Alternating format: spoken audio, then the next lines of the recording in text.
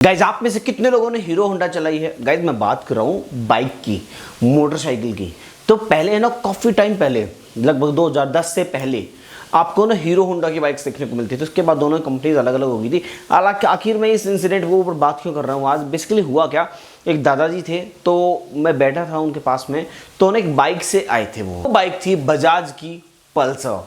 तो बजाज पल्सर के ऊपर बैठकर आए थे और आने के बाद यहाँ पर उतरे और जैसे ही बातचीत करना स्टार्ट किया, खाना वाना खाया पिया जो भी था अपना। बट उसके बाद तुरंत उन्होंने ये कहा उनकी हीरो होंडा बहुत अच्छी थी। हालांकि मैं खुद देखने वाला हूँ, मेरा ही दोस्त है, वो पल्सर लेकर आया था, तो पल्सर से उनको ड्रॉप करके गया है।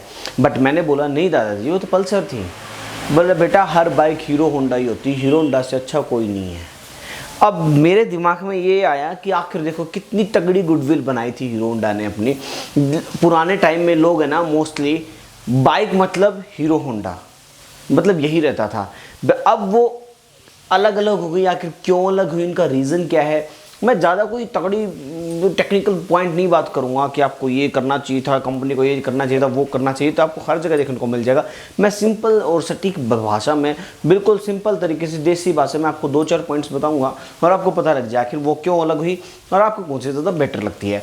बेसिकली ना हुआ क्या, कितनी तगड़ी ब्रांडिंग के बाद भी ब्रांड का अलग होना, आखिर अलग होने के पीछे कारण क्या थे, यहाँ पर हुआ क्या था। तो 2010 तक उनकी कंपनी, मतलब हीरो होंडा दोनों ही एक ही था ब्रांड, तब वो कंपनी काफ़ी ज़्यादा अच्छे ग्रो कर रही थी टू व्हीलर्स मार्केट में। या ये लगा लो, जब भी कोई टू व्हीलर्स आता था तो ये समझ लो कि आपको ना हीरो होंडा तो नाम देखने को ही मिलता था। उसके बाद में बहुत सारे ब्रांड, रॉयल इनफील्ड भी उसके बाद में ही पॉपुलर होना स्टार्ट हुई, इससे पहले कुछ भी नहीं था। मोस्टली उस टाइम पे ना लोग स्प्लेंडर प्लस और मोस्टली यही चलता था। और हमारे घर में खुद हमने 2012 में स्प्लेंडर प्लस ली थी 55,000 की। बट आज वही स्प्लेंडर प्लस आपको लगभग 1 लाख के समथिंग देखने को मिल रही है। ऑन रोड प्राइस की बात कर रहा हूँ मैं। तो यार काफ़ी ज़्यादा प्राइस इंक्रीज हुआ है और वो क्वालिटी भी देखने को नहीं मिलती मेरे हिसाब से तो। बट अपार्ट फ्रॉम डैट, फिलहाल तो बात कर लेते हैं कि अलग क्यों थी। देखो 2010 में उन्होंने एक डिसीजन लिया, अब हम साथ में काम नहीं करेंगे। तो साथ में काम ना करने का कारण सबसे बड़ा तो ये था कि हीरो और होंडा दोनों अलग अलग अपना एक सेपरेट ब्रांड के तरीके से अपना नाम ग्लोबल मार्केट में ब्रांड नेम अपना जमाना चाहती थी, पहचान ब्रांड नेम के नाम से करना चाहती थी, ताकि हीरो को अलग तरीके से जाना जाए, होंडा को अलग तरीके से जाना जाए। इसकी वजह से दोनों ने एक अच्छा डिसीजन लिया, अच्छा बुरा वट जो भी रहा उनके लिए अच्छा ही रहा होगा, तभी तो वो डिसीजन लिया। तो उन्होंने डिसीजन लिया कि हम दोनों अलग हो जाते हैं और अपना सेपरेट तरीके से काम करेंगे।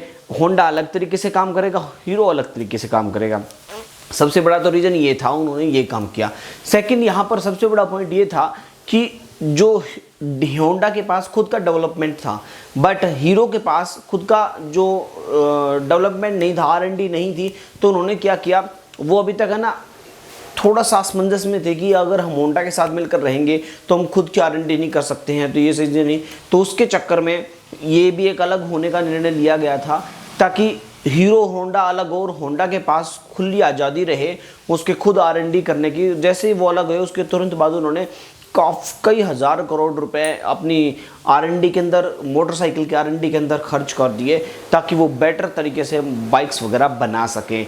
और सबसे बड़ा रीज़न ये भी था कि वो साझेदारी में नहीं रहना चाहते थे, क्योंकि कोई भी पार्टनरशिप फॉर्म होती है ज़्यादा लंबे टाइम तक नहीं चलती है।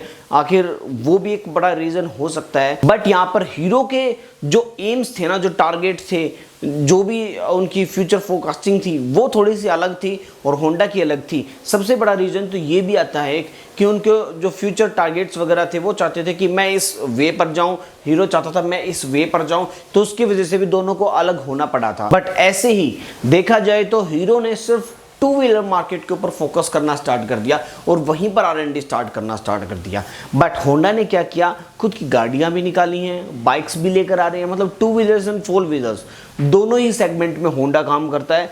बट हीरो सिर्फ टू व्हीलर सेगमेंट में काम कर रहा है और काफ़ी अच्छा भी काम कर रहा है। अभी तो दोनों के इलेक्ट्रिक वर्जन भी आना स्टार्ट हो चुके हैं, तो वो काफ़ी ज़्यादा बेटर रहते हैं। बट यहाँ पर जो क्वालिटी पहले देखने को मिलती है ना बाइक्स के अंदर, वो क्वालिटी आज हीरो स्प्लेंडर प्लस में भी देखने को नहीं मिलती है। हालांकि मैं किसी कंपनी की बुराई नहीं कर रहा हूँ, बट वो अपनी अपनी एक प्रेफरेंस हो सकती है, अपनी एक चॉइस हो सकती है। मैं जस्ट बता रहा हूँ, कुछ ही टाइम पहले हमने लगभग 1 महीना पहले ली है स्प्लेंडर प्लस, लगभग 95,000 के समथिंग पड़ी, अब शायद 5,000 बढ़ा दिया होगा, मे बी ये तो 1 लाख के समथिंग चली गई होगी।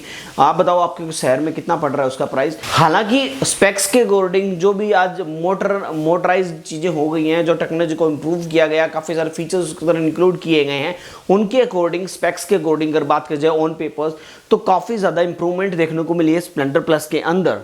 बट मैं फ्रेम साइज़ की ही बात कर लो, फ्रेम साइज़ इतना ज़्यादा स्ट्रॉन्ग नहीं है जितना पहले देखने को मिलता था। पहले भारी थी, अब थोड़ी सी हल्की आने लगी है, और थोड़ा सा शायद में भी हो सकता है कि मुझे लगता हो, आपको नहीं लगता हो। आप कमेंट सेक्शन में बताओ आपके विचार, और यहाँ पर आप कौन से ब्रांड की बाइक यूज़ करना पसंद करते हैं। अगर आप नई बाइक लेनी हो तो होंडा की तरफ शिफ्ट करते हैं या फिर हीरो की तरफ करते हैं। कार लेनी हो तो भी होंडा की ली है या नहीं है, या देखी है तो कितनी देखी है, कौन सी देखी है, कमेंट सेक्शन में ज़रूर से बताना। दोनों ही ब्रांड के विचार आप कमेंट सेक्शन में बताना खुले तरीके से। और जिसके पास बाइक है हीरो होंडा की, वो भी कमेंट सेक्शन में बताना कौन सा मॉडल है। मैं जानना चाहता हूँ कितने लोग हीरो होंडा को यूज़ करते हैं, और यहाँ पर होंडा को कितने लोग यूज़ करते हैं और हीरो को कितने लोग यूज़ करते हैं। मतलब दोनों सेपरेट और अलग अलग एक ही कितने लोग यूज़ करते हैं। कमेंट सेक्शन में ज़रूर से बताना। देखना चाहते हैं सबसे ज़्यादा लोग किसके मिलते हैं। मेरे हिसाब से टू व्हीलर्स में तो हीरो ही जीतेगा। और आप बताओ कमेंट सेक्शन में आपके विचार। मिलते हैं ऐसे किसी नेक्स्ट वीडियो में। Thanks for watching, have a nice day. जय हिंद।